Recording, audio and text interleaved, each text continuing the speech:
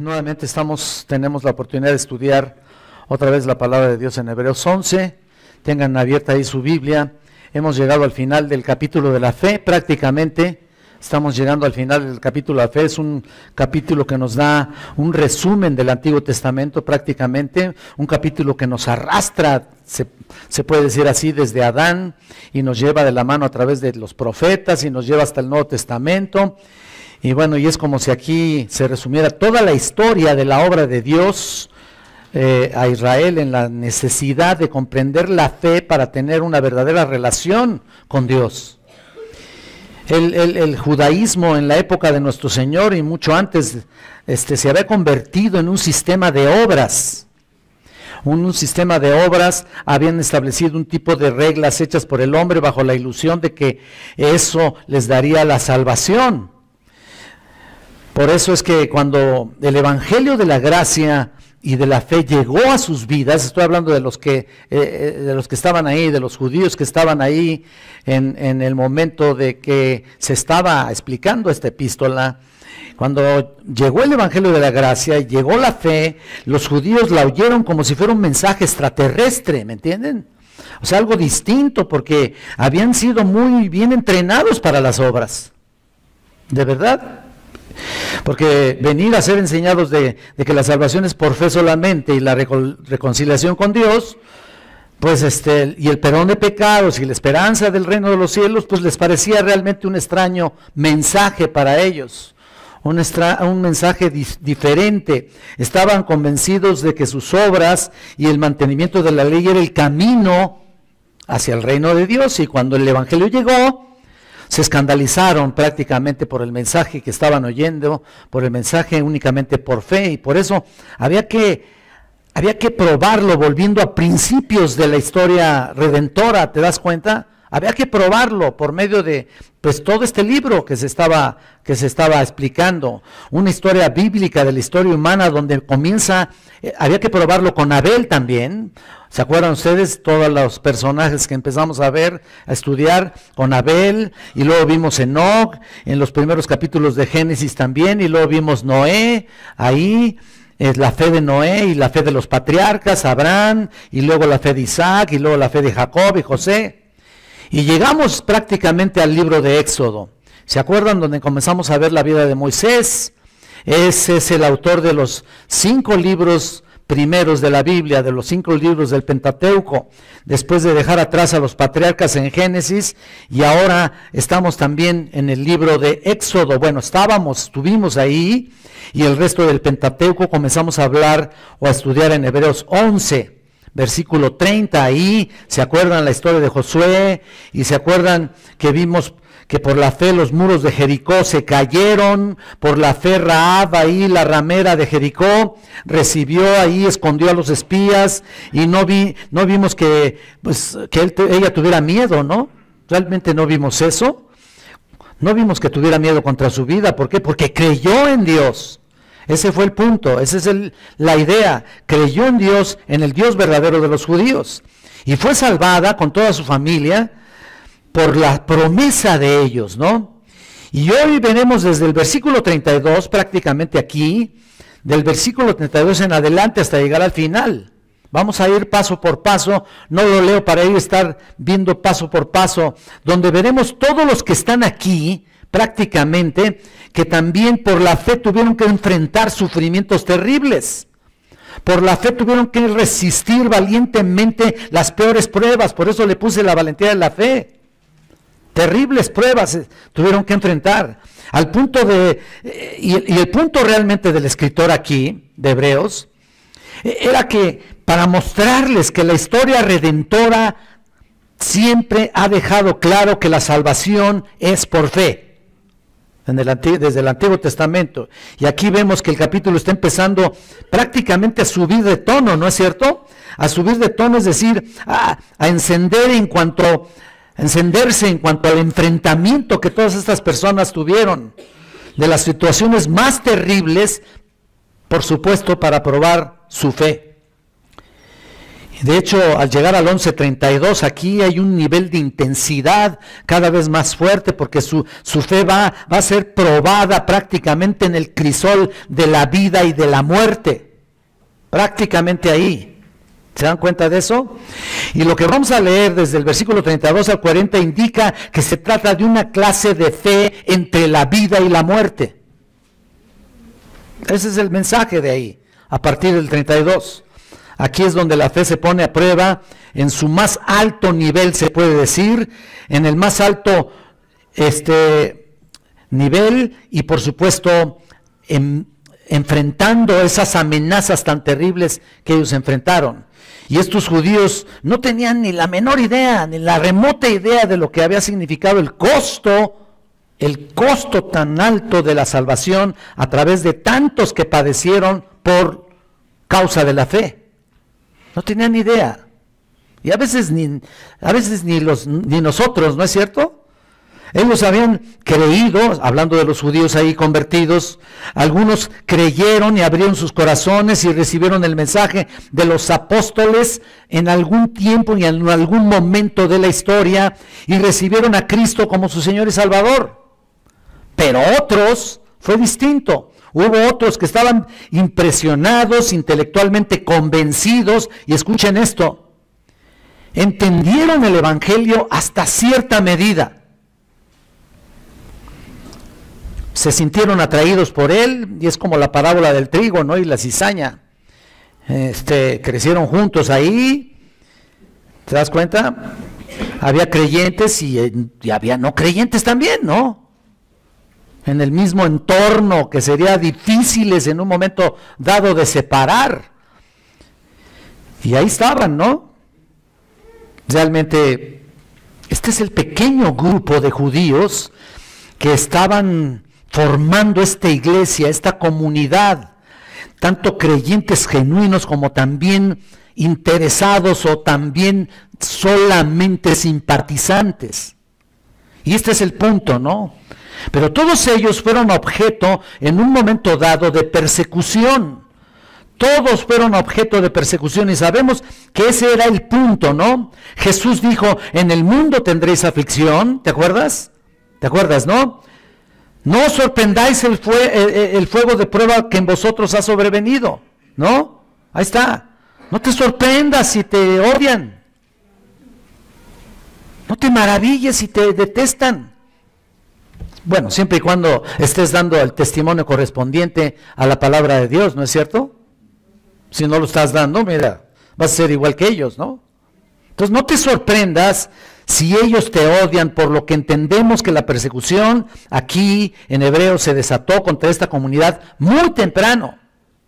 De hecho, incluso hasta el punto de que fueron martirizados como los apóstoles también. Por eso es que a lo largo de esta carta hay repetidas llamadas de atención. Si tú ves algunas de ellas, puedes apuntarlas ahí en tus notas. Mira, hay repetidas llamadas de atención o repetidas llamados de alerta a estos judíos. En el 2:3, por ejemplo, cuando dice, ¿cómo escaparemos nosotros si descuidamos una salvación tan grande? En el 2:3, estamos hablando de Hebreos, ¿no?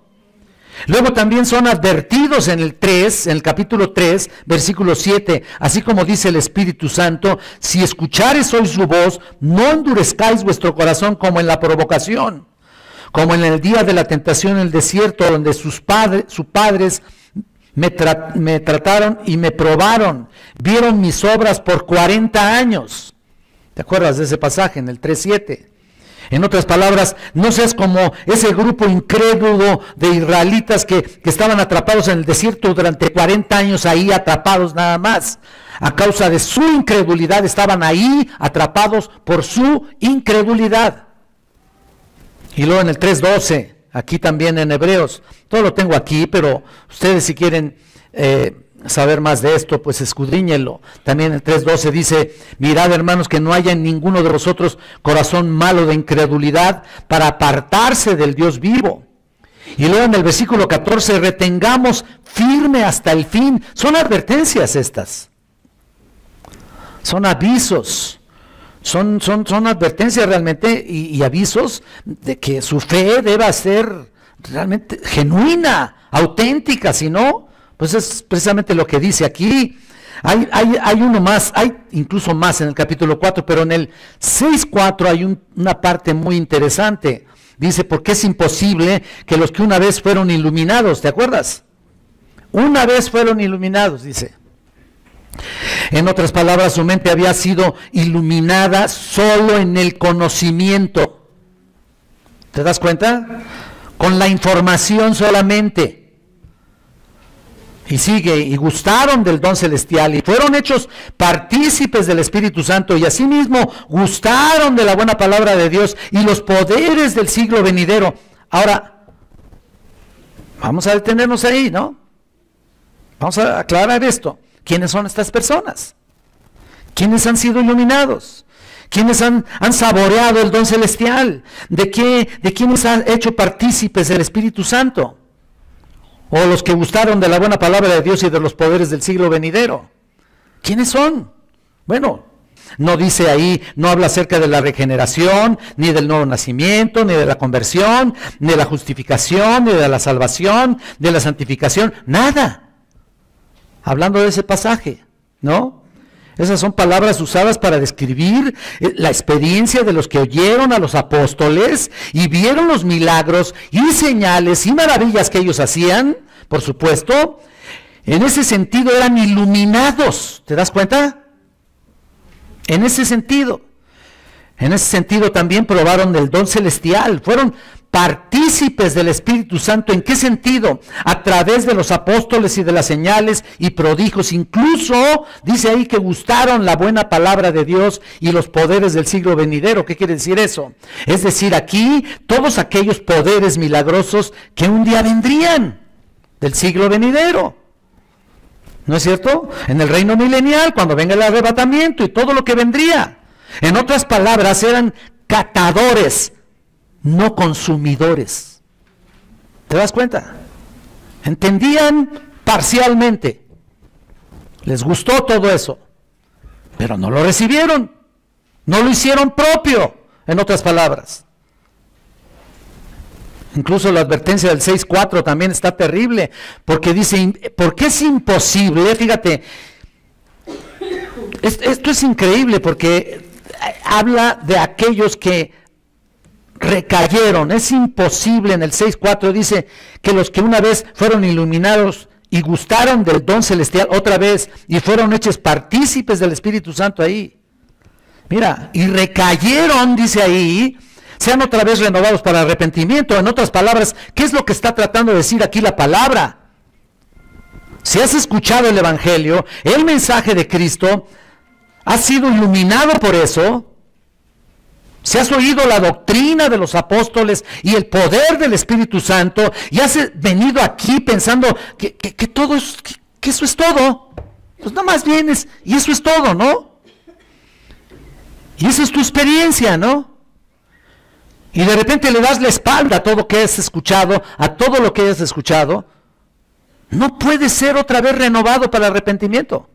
No puedes otra vez ser renovado para nuevamente caber en ti o poder ser salvo nuevamente. 2 veces ser salvo. ¿Por qué? Porque no se puede tener más exposición aquí. Ese es el punto. Ya no hay más palabra que en ti para darte. Ya no hay nada que decirte, no hay nada, no hay más evangelismo que darte, pues. Es lo que dice la Biblia. Es lo que significa. Si ya escuchaste, ¿qué más te podemos decir del Señor? ¿Qué más? Así es la advertencia, ¿no? Entonces, no des la espalda a todo eso. No la des. Te conviertes en un apóstata si rechazas la revelación plena y podrías ser culpable. ¿De qué? Al crucificar al Hijo de Dios y exponiéndole a vituperio. No se puede volver a crucificar a Cristo, por favor. No puedes tener ese valor para hacer eso.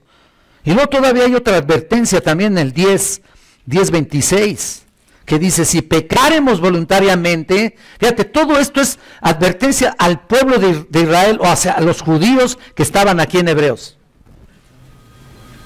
Si pecáremos voluntariamente, voluntario, es en incredulidad.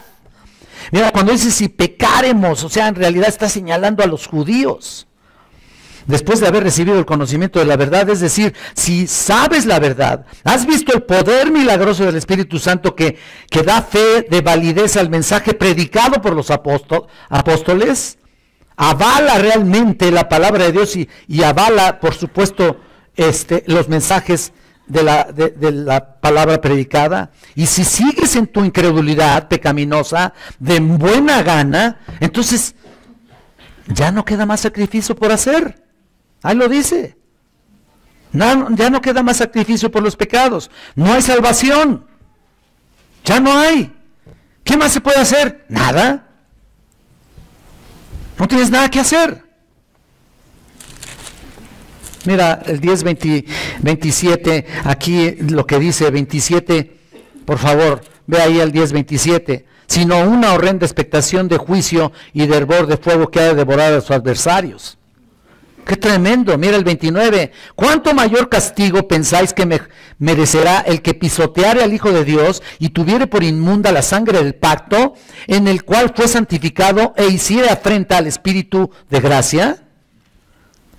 ¡Qué terrible! Mira el 31. Horrenda cosa es caer en manos de Dios vivo. Horrenda cosa es caer ahí. Estas son advertencias para los judíos que estaban ahí escuchando la palabra de Dios. Pero también para muchos el día de hoy.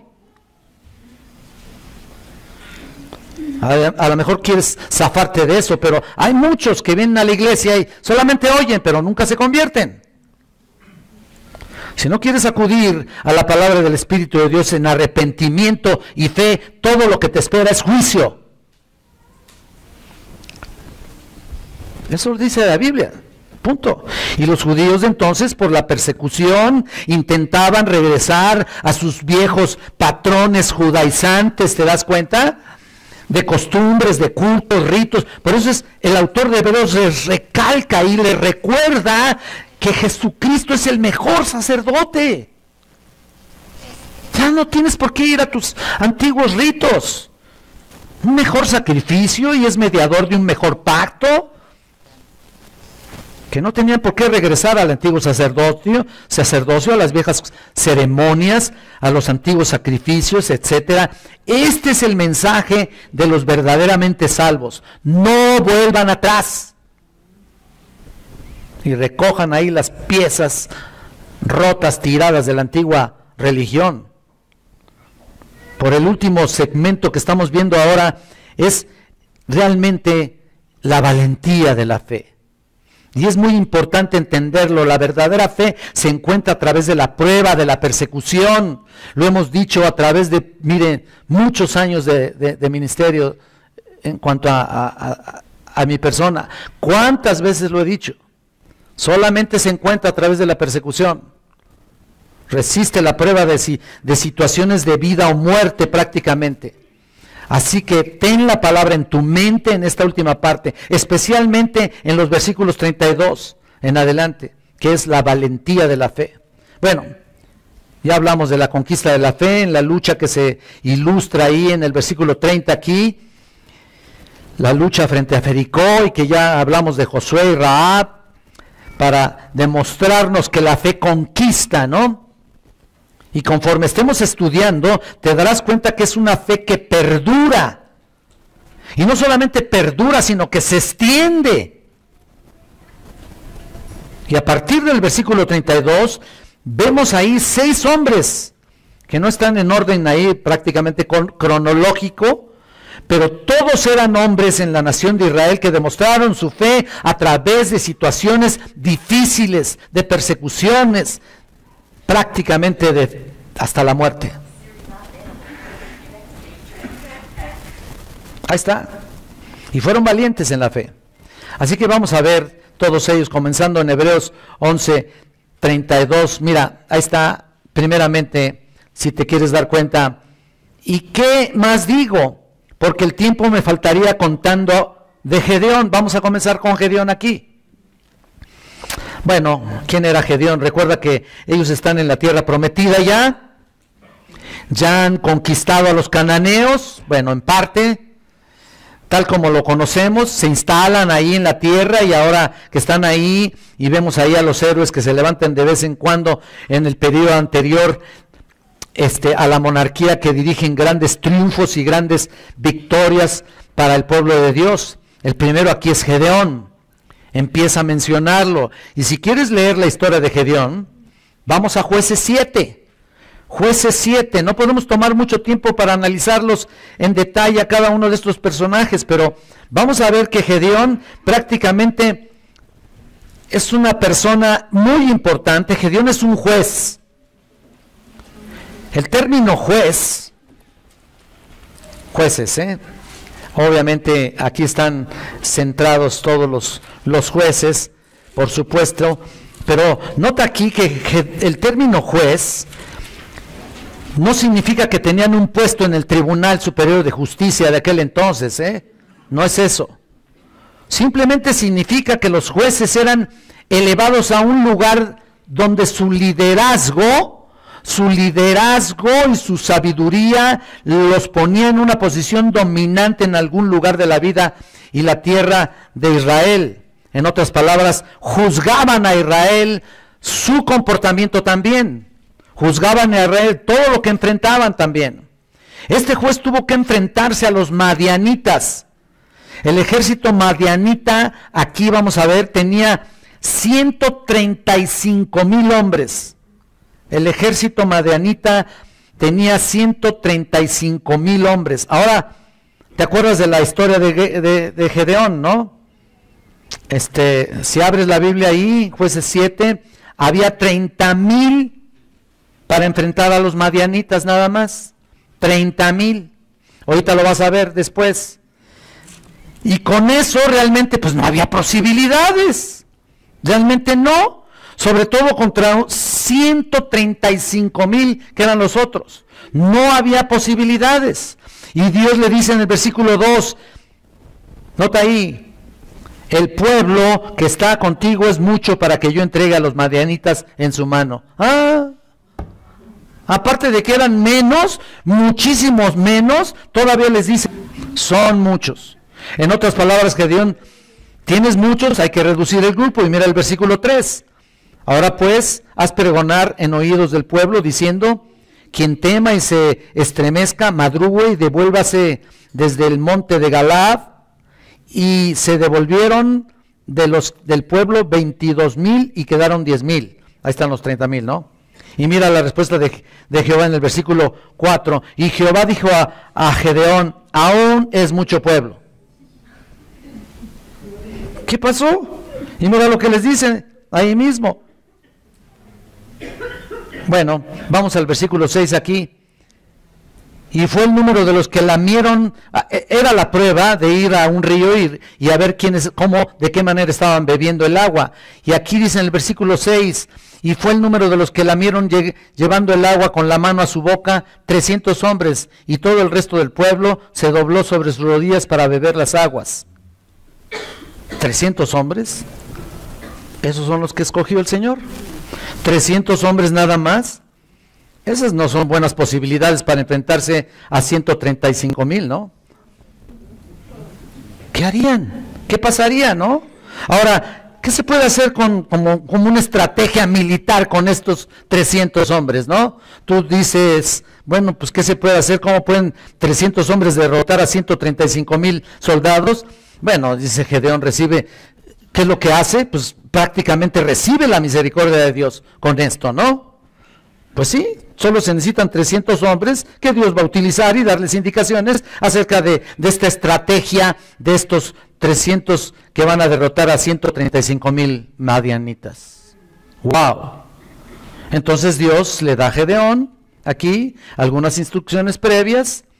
Ahí en el 7º capítulo, como lo viste, Gedeón les da incluso, se lo estoy contando de una manera por encima, realmente rápida.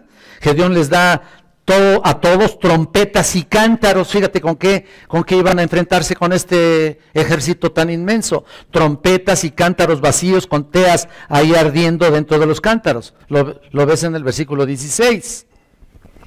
Ahora, Nadie a través de la historia ha librado la batalla con este tipo de cosas, ¿no? De trompetas, cántaros y antorchas. Nadie. Puedes anunciar la batalla con una trompeta, pues tener una antorcha ahí para alumbrarte en la noche, pero eso es todo, ¿no? Pero no así enfrentar una batalla. Es una estrategia bastante, a consideración nuestra, a consideración de cualquier ser humano, bastante absurda, ¿no? Humanamente hablando, y Gedeón tal vez, si estuviera pensando la forma de cualquier ser humano normal, pensaría, Señor, ¿voy a estar aquí sin moverme? Es una broma, ¿no? Yo creo, ¿no? Me has preparado 300 personas y que la única razón por la que escogiste estos 300 hombres era por la forma en que bebieron el agua, ¿no? En el arroyo. Pues esto es absurdo, pero no en lo que pensamos. O sea, no es lo que pensamos realmente. Gedeón no discutió porque su fe era tan fuerte, tan valiente, que aunque no entendía las posibilidades, escucha esto, comprendió el potencial de esa matanza. ¿Te acuerdas lo que pasó? En el versículo 16 aquí, dice que se dividieron en 3 escuadrones, ahí está muy claro, y les dio instrucciones previas, y les dijo que hicieran como él lo iba a hacer, y Gedeón tomó 100 hombres y llegaron a las colinas donde los madianitas estaban y tocaron la trompeta y quebraron los cántaros que llevaban en su mano, versículo 19, y encendieron las teas y luego gritaron, otra vez así parecido como en los muros de Jericó, ¿te acuerdas, no? En el versículo 20, ¿y qué gritaron? Gritaron por la espada de Jehová y de Gedeón, eso es lo que gritaron. Y los madianitas, ¿qué pasó con los madianitas? Entraron en pánico. Tremendo, ¿no? No podemos asumir qué vieron y qué pensaron ahí en ese momento. Pero el versículo 21 dice, entonces todo el ejército echó a correr dando gritos y huyendo. Fíjate nada más, qué tremendo. Lo peor, cuando los 300 tocaron las trompetas, Jehová puso la espada de cada uno contra su compañero en todo el campamento. Nota eso. Los madianitas se salieron de su propio control y se masacraron entre ellos prácticamente ahí, ¿no? Y los que huyeron fueron alcanzados incluso para ser exterminados. Ahí tienen a Gedeón, que creyó en una orden sobrenatural, con una orden aparentemente absurda, con una orden que no se creía prácticamente, pero él sí lo creyó. Y fue una orden que la creyó y por supuesto la llevó a cabo. 300 soldados destruyeron a 300,000, como si fueran 1,000 para cada uno, ¿no? Imagínate nada más. Esta es la valentía de Gedeón. Qué maravilla, ¿no? ¿Amén o no amén? Bueno, ahora vamos a ver a Barak, aquí en la lista que tenemos ahí en Hebreos 11, vemos a Barak. Barak es uno de los más interesantes de la historia de la Biblia. Miren, realmente me gusta esta historia. Esto es un poco más corto realmente. Si nos vamos a Jueces 4, aquí un poquito para atrás, les dije que no es cronológico, no está en orden realmente. Vemos que había una opresión contra los hijos de Israel. Y Barak había juntado 10,000 hombres e iban contra las fuerzas poderosas y masivas de Sísara. Sísara era un comandante cananeo que tenía tropas de carros confederados ahí, probabilidades casi nulas de ganar otra vez ahí, pero Dios envió un mensaje a Barak a través de una mujer con el nombre de Débora. Barak, mira, cree el mensaje, Barak cree que Dios le daría victoria, y mira lo que dice en 4:7, Jueces 4:7, y yo atraeré hacia ti al arroyo de Sisón, a Sísara, capitán del ejército de Jabín, con sus carros y su ejército, y lo entregaré en tus manos. Bueno, es una pregunta ahí, ¿lo entregaré en tus manos? Pues claro, ese es el mensaje de Dios a través de Débora, que era considerada realmente como una profetisa, y también está en la lista de jueces. Bueno, Dios la utiliza como una portavoz realmente. Y vean el versículo 8, Barak le respondió, si tú fueres conmigo, yo iré, pero si no fueres conmigo, no iré. Y mira lo que responde ella.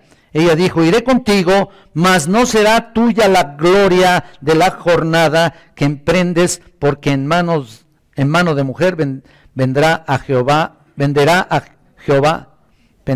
a Sísara. Mira, en otras palabras, voy, pero no vas a conseguir el crédito para ti. Y ahí vemos una especie de vergüenza, ¿no? Para él. En manos de mujer venderá Jehová a Sísara. En manos de mujer. En otras palabras, Dios usaba a Débora para guiar ese encuentro, dado que Barak no mostraba iniciativa. En otras palabras, todas las veces que vemos una mujer en un liderazgo determinado, ya lo hemos visto, es cuando el hombre pierde liderazgo. Ese es el problema. Pero bueno, de todas maneras, Dios bendijo no solamente el trabajo de Débora, sino también lo de Barak. Mira, y tuvo que ser llamado por ella. Y ya saben, la victoria llegó. Fue una victoria increíble. El Señor derrotó a Sísara. Mira el versículo 15. Y Jehová quebrantó a Sísara, a todos sus carros y a todo su ejército a filo de espada delante de Barak. Y Sísara descendió del carro y huyó a pie. Mas Barak siguió los carros y el ejército hasta Aroset Goim, y todo el ejército de Sísara cayó a filo de espada hasta no quedar ni uno, solamente él escapó. Y bueno, ahí está lo que pasó con ella, bueno, básicamente con él. Pues ahí está un grupo, imagínate, que es masacrado prácticamente, y Sísara huye. Tremendo, ¿no?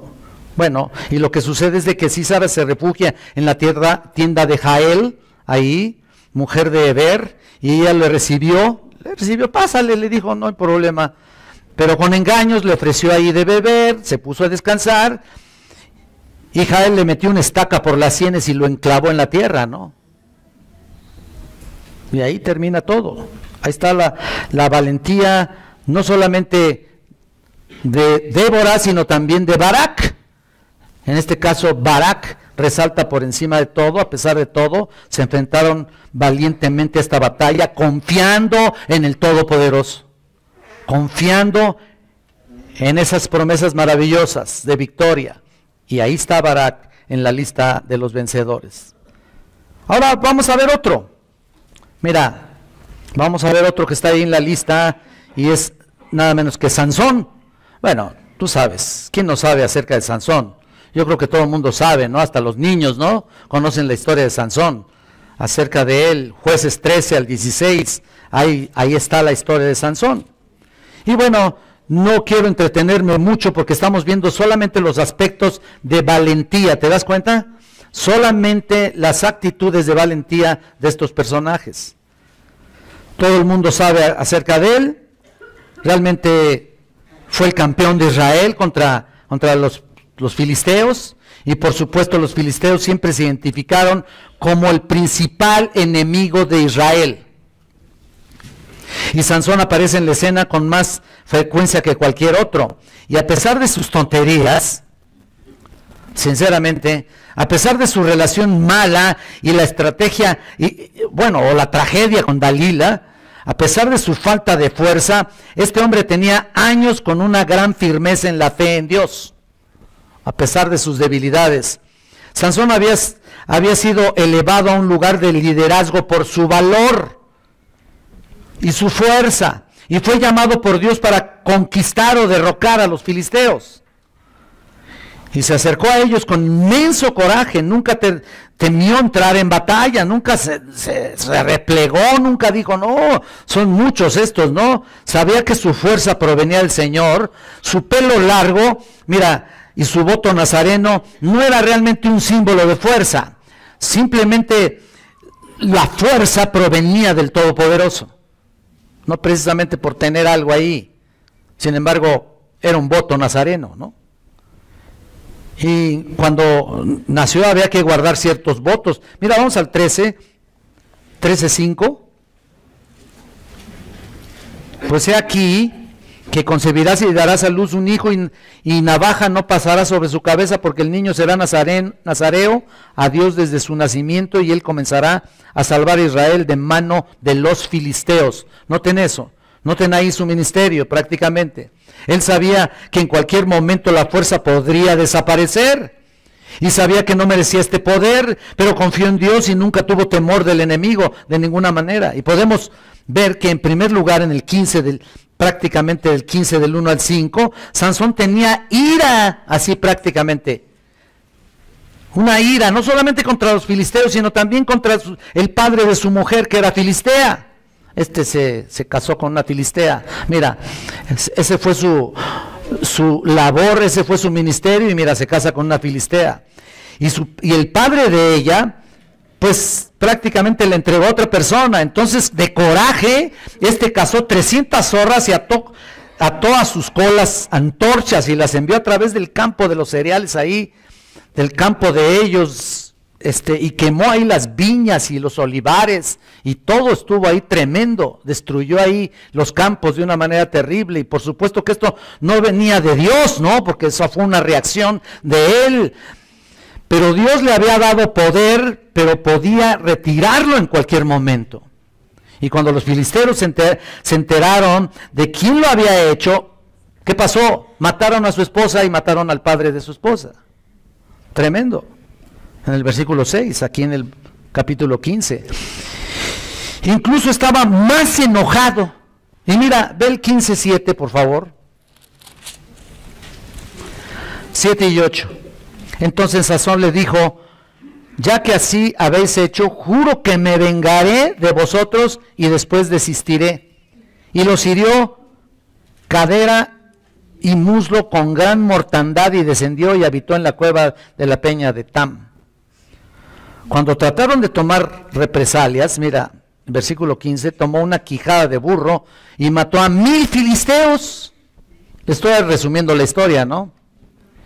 Y después de otros incidentes, por último Sansón fue capturado, ahí engañado por los filisteos por medio de Dalila, por supuesto. Así que le sacaron los ojos, ya cuando por fin él cedió y dijo de dónde venía o provenía sus votos de fuerza, le sacan sus ojos. ¿Y qué pasó? Cuando los filisteos ofrecían sacrificio a Dagón, su dios, en el templo ahí, en su lugar ahí de adoración a su dios, pidieron que Sansón los divirtiera ahí. Y cuando estuvo ahí, oró al Señor para devolverle la fuerza por última vez, y lo llevaron a las columnas principales, y ya saben ustedes la historia, presionó de tal manera que aquel templo cayó en aquel lugar y mató a miles de filisteos, más que en toda su vida. Él, Sansón, fue llamado para eso, y por supuesto fue llamado como un valiente de la fe, porque hasta el último momento hizo lo que tenía que hacer. Dios le proveyó de fuerza y cayó a aquel lugar y mató a tantas personas, tantos filisteos. Así que Sansón es un valiente de la fe. Ahora mira, parece que tenemos prisa, pero vamos al siguiente personaje, Jefté. Yo no puedo no solamente mencionarles, tengo que más o menos darles la idea de quiénes son estas personas, ¿no? Vemos a Jefté aquí. También aquí lo vemos en el libro de los Jueces, y la historia sobre él es bastante breve. Y aquí también vemos otro grupo de enemigos cananeos de Israel. Eran amorreos, y Jefté, a pesar de ser despreciado desde el principio por ser hijo de una marramera, también en Jueces 11, es llamado por Galaad. A pesar de eso, es llamado por Galaad. ¿Para qué? Para que fuera su caudillo.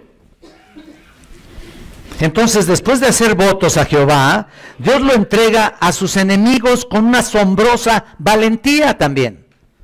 Jefté juzgó a Israel por 6 años solamente, y es recordado por el autor de Hebreos para formar parte de este grupo de hombres valientes, por lo que había logrado en medio de esa lucha por su fe. Ahora, fue tremendo también. Ustedes lo pueden consultar, todo Jueces 11, para que se den cuenta de todo lo que hizo. Ahora dejamos el libro de Jueces y nos adelantamos al libro de Primera de Samuel. Y vamos a ver, por supuesto, aquí,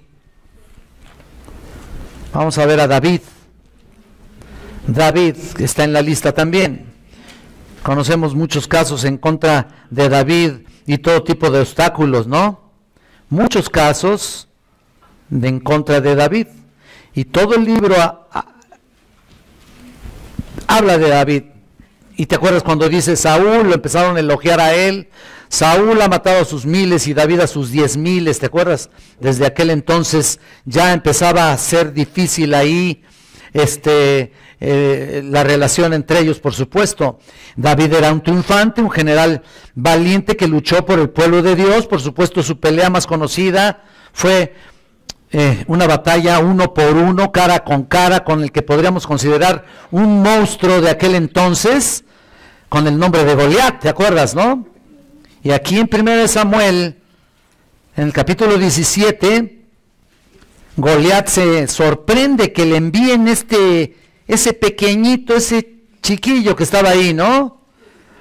Se sorprende que le envíen este pequeño pastor en su contra, y por supuesto es el gran héroe Goliat de los filisteos, es el paladín de los filisteos. Y mira lo que pasa en el 43, versículo 43, capítulo 17. Y dijo el filisteo a David: ¿soy yo perro para que vengas a mí con palos? Y maldijo a David por sus dioses.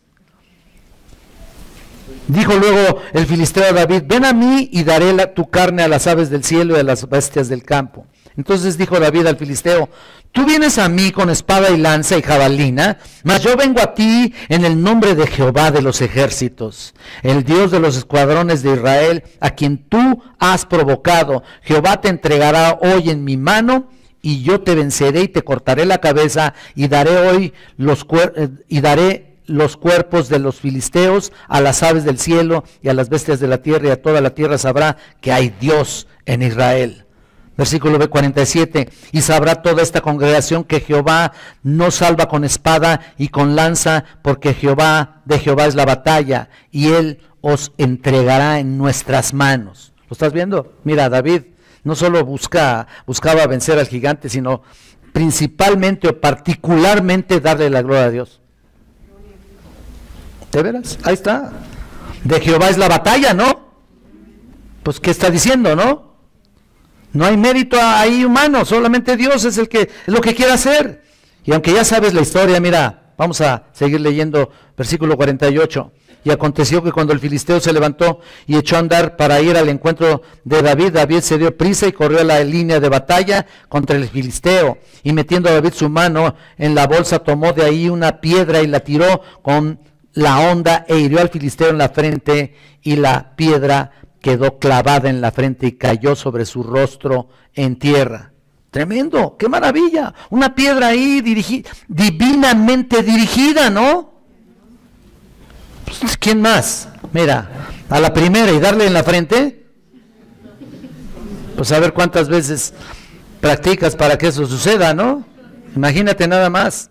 Estoy seguro que David era bueno porque había luchado con animales salvajes ahí mientras él estaba protegiendo a las ovejas, había matado leones, etcétera, etcétera. Pero en este caso no podía fallar porque estaba por medio de la providencia divina. Ese es el punto. Y esta es una valentía sobrenatural también. Mira lo que dice el versículo 51.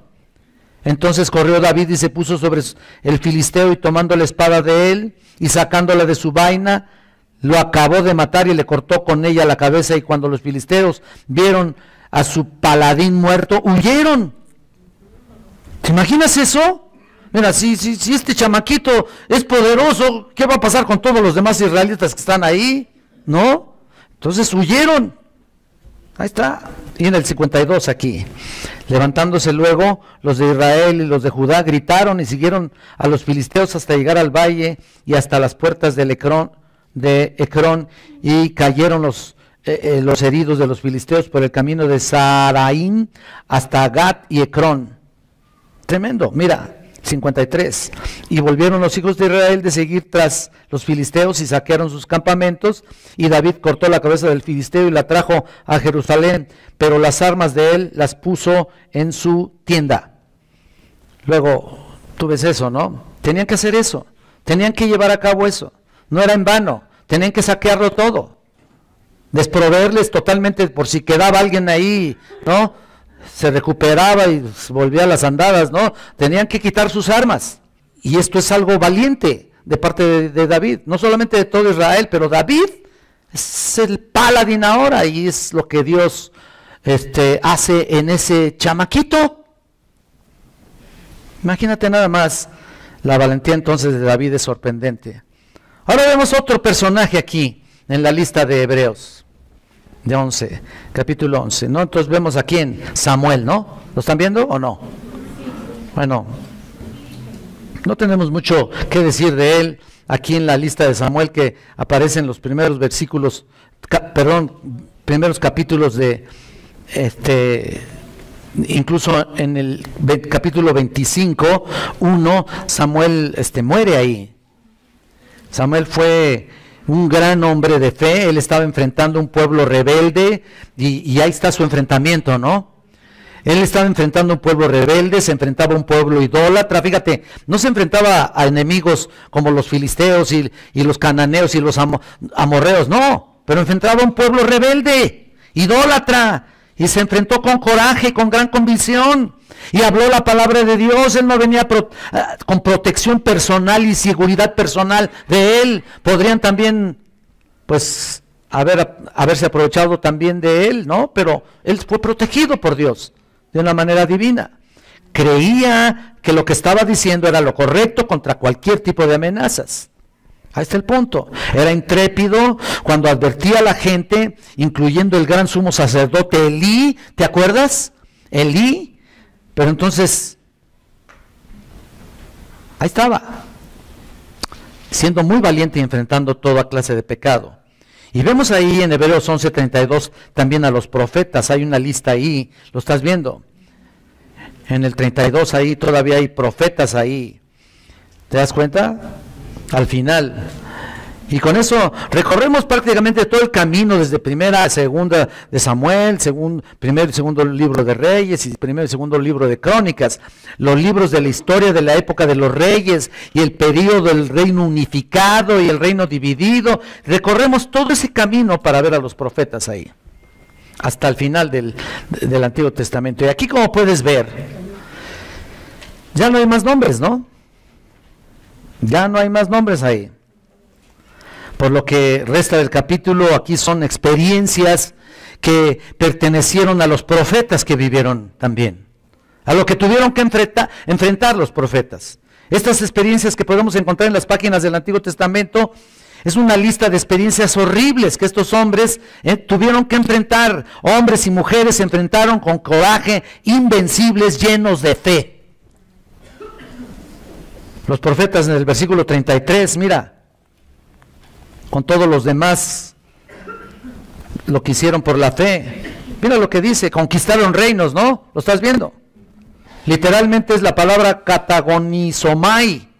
Katagonizomai.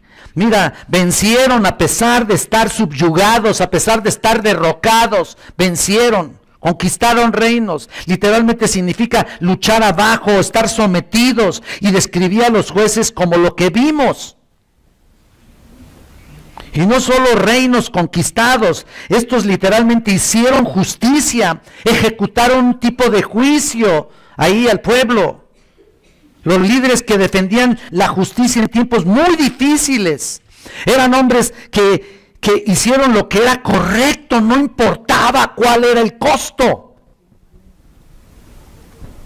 Profetas ahí, como en el caso de David, ¿no? Por ejemplo, en 2 Samuel 8:15, cuando dice, y reinó David sobre todo Israel, y David administraba justicia, escucha esto, justicia y equidad a todo el pueblo. No era nomás un nombramiento. Mira, ¿de qué me sirve un nombramiento a mí, no? Si no hago nada con respecto a él. Luego dice que alcanzaron promesas. ¿Estás conmigo aquí? Aquí en el 33 todavía, ¿lo estás viendo? Estoy tratando de resumirlo todo. Hay muchos ejemplos de eso. A Josué se le dio una promesa de victoria. A Gedeón se le dio una promesa de victoria. A Barak se le dio una promesa de victoria. David recibió promesas de Dios que se cumplieron y algunos que debían cumplirse después y que se van a cumplir después, como el pacto davídico en el milenio.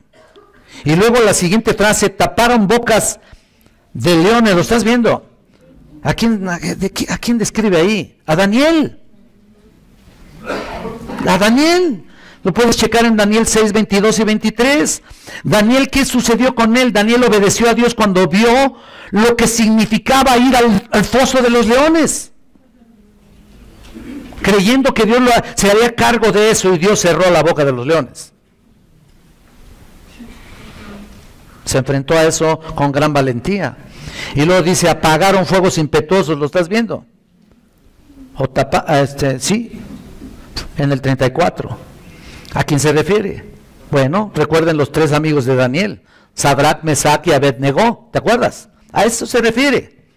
Póntale ahí para que no te olvides, para que cuando lo quieras explicar sepas a quién se refiere precisamente eso. Mira, todos ellos ahí estaban: Sadrach, Mesach, sus nombres babilónicos, ¿no? Eran Sadrach, Mesach y Abed-Negó, que fueron echados al horno de fuego y no se quemaron.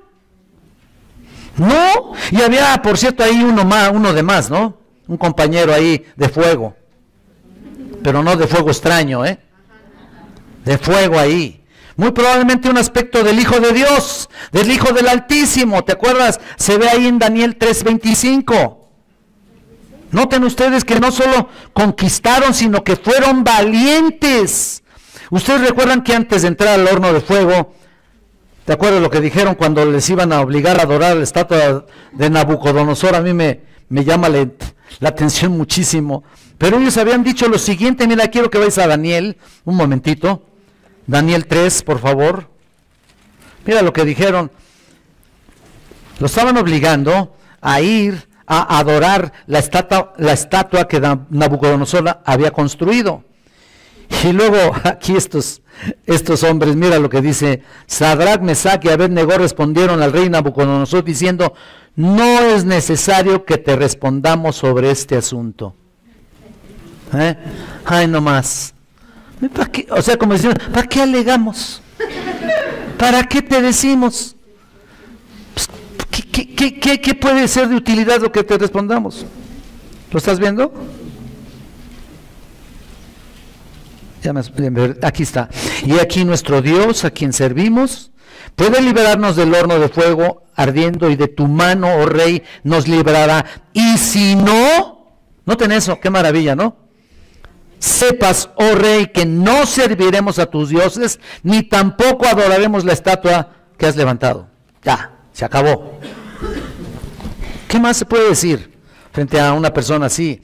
Ellos que vencieron porque Dios estaba con ellos. Mucho aprendemos de cada personaje que estamos viendo acá, mucho aprendemos. Y luego mira, a ver el versículo 35, por favor, Hebreos 11:35. Las mujeres recibieron sus muertos mediante resurrección, mas otros fueron atormentados, no aceptando el rescate a fin de obtener mejor resurrección.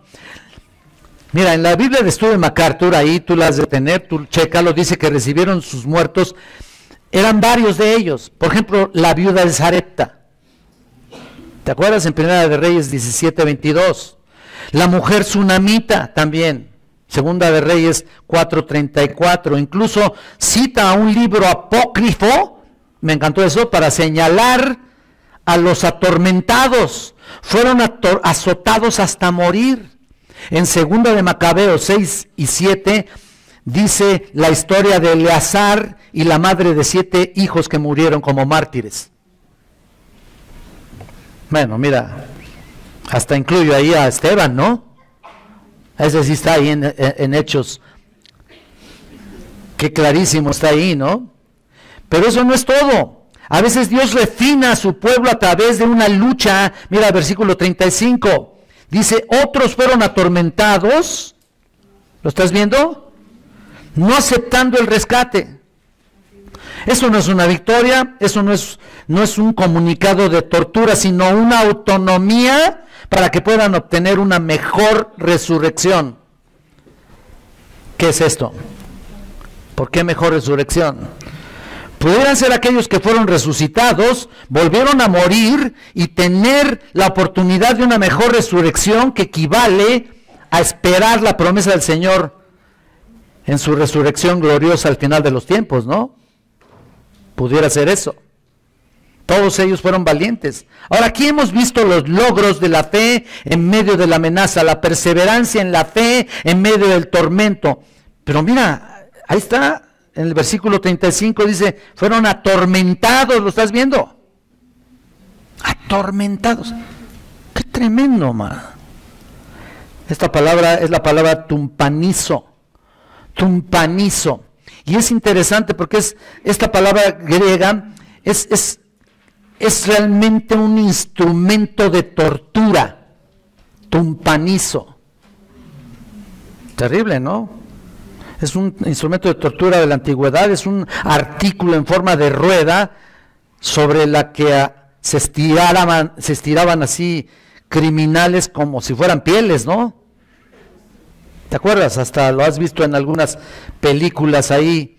Tendrían todas sus extremidades estiradas hasta romper sus huesos y prácticamente partirlos por la mitad, ¿no? Ese es el tumpanizo. Ese es el tormento que llevaron muchos de ellos. Hubo muchas personas de fe que fueron así, fueron torturadas así, porque no quisieron blasfemar el nombre de Dios, del Dios vivo y verdadero, ya que buscaban una mejor resurrección. Y mira el versículo 36. Otros experimentaron vituperios, azotes y más de esto, prisiones y cárceles. Fueron apedreados, aserrados, puestos a prueba, muertos a filo de espada, anduvieron de acá para allá cubiertos de pieles de ovejas, de cabras, pobres, angustiados y maltratados. No nos imaginamos esto, ¿eh? Mira, Jeremías fue apedreado según la tradición. Y cuando estoy hablando de tradición, no significa las tradiciones que luego festeja nuestro país, ni nada de eso. Significa la tradición de otros escritos que no son realmente bíblicos, pero que son historiadores que escriben eso, como Flavio Josefo y otros. Pero según la tradición, Jeremías fue apedreado. Y en el Antiguo Testamento, Zacarías sufrió una lapidación.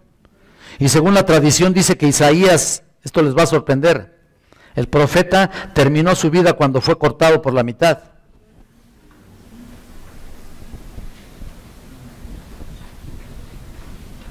Según algunos historiadores.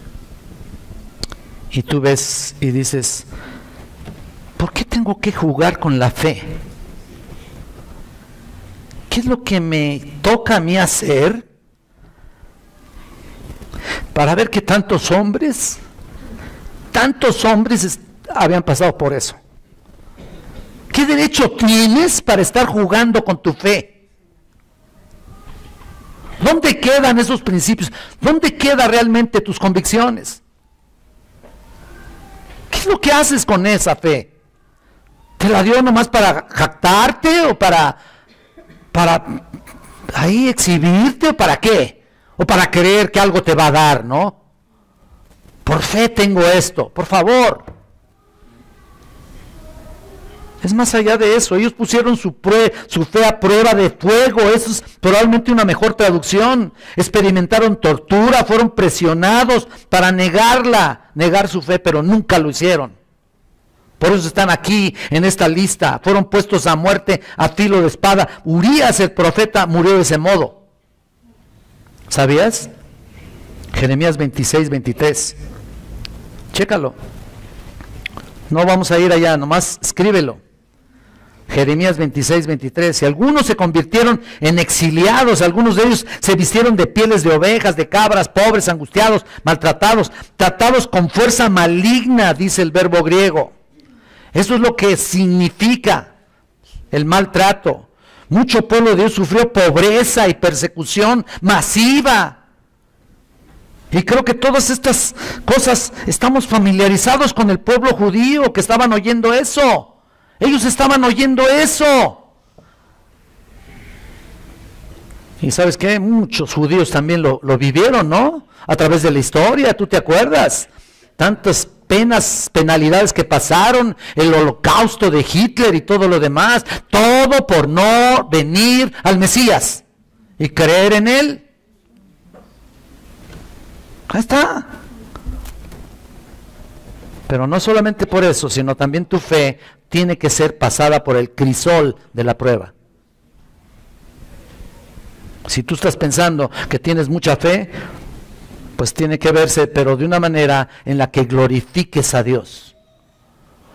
Ya no es una cuestión de creerlo internamente, que tú tengas una relación con Él muy privada y que yo solamente sé por qué tengo la fe que tengo. Tienes que dar testimonio de tu fe. Y luego tú ves aquí un paréntesis en el versículo 38, y de los cuales el mundo no les era digno. No le era digno. Qué declaración, ¿no? Aquí. El mundo no les era digno, el mundo los consideró indignos de vivir, indignos de estar aquí, indignos de ser aprobado, indignos de vivir, de existir. El mundo no quería su presencia, no los quiere ver más aquí.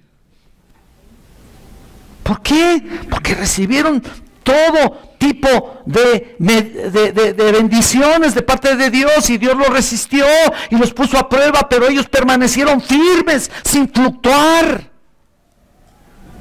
porque estaban viendo, ¿se acuerdan que vimos el galardón? Ahí está.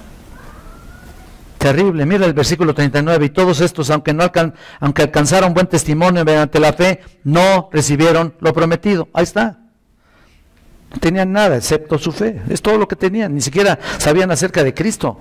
¿Sabías? Todos ellos, allá. No estamos hablando de los cristianos de Hebreos, estamos hablando de los de allá que estamos hablando. No conocían la profecía de Cristo, no conocían nada, no sabían quién era, Él no había venido, Él no había muerto, Él no se había levantado entre los muertos, por supuesto, no hubo confirmación de que eso iba a suceder. Tuvieron que creer en la promesa de Dios y lo hicieron, ganaron aprobación a través de su fe, aunque no recibieron lo prometido, porque Dios les había provisto algo mejor para nosotros, para que no sean perfeccionados. Dice ahí el versículo 40, aparte de nosotros, ninguno de ellos iba a estar en el cielo si no fuera por el conocimiento que tenían. La cruz y la resurrección en una mejor forma de alianza. Ahora, tenían acceso a lo que es el antiguo pacto, no podían dar acceso a la presencia de Dios en el tiempo y la eternidad, solamente vivían por fe. Por eso podemos regresar en el versículo 1, ¿se acuerdan? Es pues la fe, la certeza de lo que se espera, la convicción de lo que no se ve. Así es como vivían grandes héroes. Por eso comienza ahí así. Y por eso se extiende incluso hasta el versículo 12, capítulo 12, 1. Mira lo que dice ahí, por tanto, este no es el final de la historia. Se extiende más allá. Obviamente hasta aquí vamos a terminar los héroes de la fe, pero vean cómo se sigue, el comentario continúa ahí. Por tanto, nosotros teniendo en derredor nuestro tan grande nube de testigos, aquí están los que acabamos de ver. Estos son los testigos. ¿Quiénes son los testigos? Son los testigos que han validado su vida en una vida de fe. Esos son los que dice el versículo 1, 12:1. Y por todo eso, ¿qué dice aquí el mismo versículo? Por tanto, despojémonos de todo peso de pecado que nos asedia y corramos con paciencia la carrera que tenemos por delante. Entonces, en otras palabras, te está diciendo, nosotros no estamos exentos de enfrentar cualquier tipo de situación, cualquier tipo de sufrimiento, no estamos exentos de enfrentar nada de eso. Por tanto, lo que te esté pasando, mira, no te quejes, no es nada comparado con todo lo que hemos visto acá. Enfrenta la situación con fe, enfrenta la situación con incluso sometimiento a la palabra de Dios y con sufrimiento. Recibe la afrenta con dignidad. ¿Por qué? Porque eres un hijo de Dios que un día verás la gloria de Dios. ¿No te he dicho que si creyeres qué? Ahí está. no estamos exentos de sufrir por causa de la fe. ¿Tú dices que tienes fe? Demuéstrala. Si no, no digas por favor nada, y mejor arrepiéntete de tus pecados y ven a Cristo y sé una nueva criatura. Vamos a orar a nuestro Padre Celestial. Padre Celestial, estamos corriendo con paciencia la carrera que tenemos por delante. Todavía nos queda una carrera. No sé cuántos años estaremos aquí todavía, Señor. Por eso es que tenemos que correr con paciencia. Hay una carrera que está puesta delante de nosotros hasta llegar a tu presencia. No sabemos cuándo vengas por tu iglesia. Tampoco sabemos cuándo nos llevarás a nosotros de una manera individual. No sabemos si vamos a conocer el arrebatamiento de la iglesia. Anhelamos eso. Pero sea lo que sea, eterno Dios, sea lo que sea, tenemos que correr con paciencia esa carrera. Ayúdanos a resistir. Ayúdanos a resistir la prueba. No importa si nos ofenden, no importa si nos hieren, no importa si andan tras de nosotros y nos persiguen, no importa incluso si nos matan. Siempre y cuando tú estés por encima de todo, Señor, y tú seas glorificado en medio de un pueblo que profesa tener fe. Gracias, Señor. Despídenos ahora, Señor. Llévanos con bien a nuestros hogares. Y, Padre Celestial, que sigamos glorificando tu nombre en todo nuestra manera de vivir. Te lo pido en nombre de Cristo. Amén.